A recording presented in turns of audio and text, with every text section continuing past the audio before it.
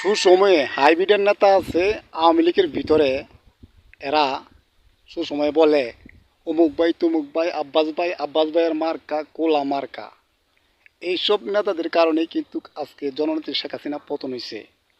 আর এইসব নেতারা চাইতেছে আবারও ডিসেম্বর মাসে আওয়ামী লীগে যোগদান করার জন্য, আবার টাকা কামানোর জন্য এবং দেশটা দখল করার জন্য।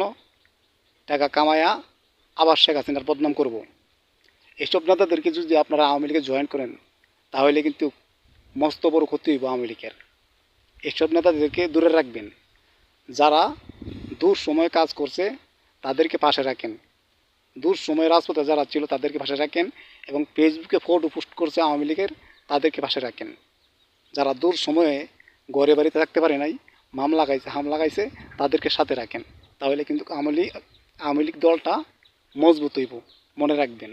ইনশাল্লাহ ভিডিওটা শেয়ার করে দিবেন।